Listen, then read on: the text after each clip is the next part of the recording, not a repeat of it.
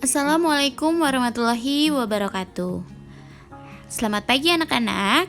Hari ini kita akan belajar tentang menuliskan informasi penting suatu teks menggunakan kalimat efektif. Muatan Bahasa Indonesia kelas 6 SD tema 2 subtema 2. Untuk mengingat, informasi yang telah ditemukan dalam suatu teks dapat dilakukan dengan menuliskan kembali informasi penting yang terdapat dalam suatu teks. Menuliskan informasi penting dalam teks dituliskan dengan menggunakan kalimat efektif. Nah, kalimat efektif adalah kalimat yang memiliki susunan kaidah bahasa Indonesia yang tercantum pada PUB, yaitu Pedoman Umum Ejaan Bahasa Indonesia, dan menggunakan kata yang sesuai.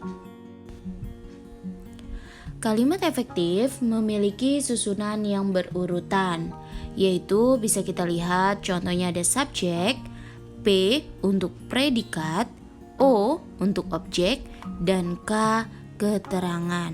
Nah, K di sini keterangannya ada keterangan waktu, tempat, dan lain-lain. Nah, kita lihat yang pertama adalah kalimat efektifnya seluruh bangsa Indonesia mempertahankan kemerdekaan. Seluruh bangsa Indonesia termasuk dalam subjek, ya. Mempertahankan yaitu predikat dan kemerdekaan yaitu objek. Nah, contoh yang kedua bisa kita lihat yaitu Insinyur Soekarno dan Dr. Andes Muhammad Hatta memproklamasikan kemerdekaan Indonesia di Jakarta.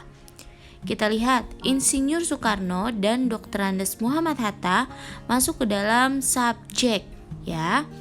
Proklamasi itu adalah predikat, kemerdekaan Indonesia adalah objek, dan di Jakarta itu adalah keterangan, yaitu keterangan tempat.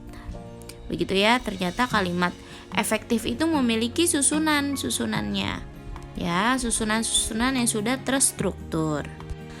Kita lihat teks tersebut di halaman 101, yaitu pertempuran di Surabaya sebagai upaya mempertahankan kemerdekaan Indonesia. Tahukah kamu, sejarah ditetapkannya tanggal 10 November sebagai Hari Pahlawan? Pada tanggal 10 November 1945, tepatnya di Surabaya, Jawa Timur, terjadi pertempuran antara tentara Indonesia dan tentara sekutu. Pertempuran tersebut merupakan salah satu pertempuran terbesar dan terberat dalam sejarah Indonesia.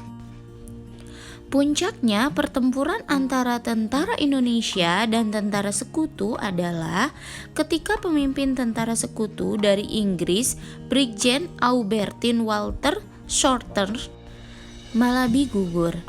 Tentara Inggris sangat geram melihat pemimpin mereka gugur. Mereka pun mengajukan surat yang berisi tuntutan untuk menyerah dan tunduk tanpa syarat. Surat tersebut harus diserahkan dan ditandatangani sebelum pukul 06.00 10 November 1945. Jika ultimatum tersebut diabaikan, Inggris akan menghancurkan Surabaya bersama dengan sekutu. Melalui perundingan yang panjang, akhirnya tepat pada tanggal 10 November, rakyat Surabaya mendapat dukungan dari Bung Tomo untuk terus mempertahankan Surabaya dari sekutu. Bung Tomo memberikan dukungan melalui pidato di radio dengan seruan "Merdeka atau mati, sekali merdeka, tetap merdeka". Seruan tersebut membuat rakyat Surabaya berjuang hingga titik darah penghabisan, dan akhirnya mereka dapat mempertahankan Surabaya dari sekutu. Nah, sekarang kita tentukan yuk kalimat-kalimat efektif dari tiap-tiap informasi di tiap paragrafnya. Paragraf pertama kita lihat Informasi pentingnya yaitu Pertempuran Rakyat Indonesia dan Sekutu ditetapkan sebagai Hari Pahlawan setiap tanggal 10 November. Ini informasi pentingnya ya. Pertempuran Rakyat Indonesia dan Sekutu yaitu subjek, ditetapkan sebagai merupakan predikat, Hari Pahlawan merupakan objek, dan setiap tanggal 10 November yaitu keterangan. Nah, kalau ini keterangan waktu ya. Sedangkan paragraf kedua, kalimat efektif dari informasi pentingnya bisa kita lihat pemimpin Inggris yang tewas menjadi puncak pertempuran antara rakyat Indonesia dan Sekutu. Pemimpin Inggris yang tewas merupakan subjek, menjadi merupakan predikat, puncak pertempuran yaitu objek, dan antara rakyat Indonesia dan Sekutu yaitu keterangan. Nah, selanjutnya di paragraf yang ketiga, kalimat efektif dari informasi pentingnya yaitu Bung Tomo mendukung perjuangan rakyat Surabaya melalui pidato di radio.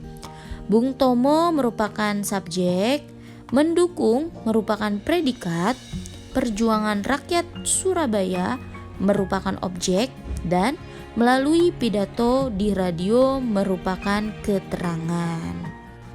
Oke, sampai di sini dulu ya materi bahasa Indonesia. Semoga bermanfaat ilmunya yang Ibu sampaikan. Semoga kalian tetap semangat ya. Terima kasih. Wassalamualaikum warahmatullahi wabarakatuh.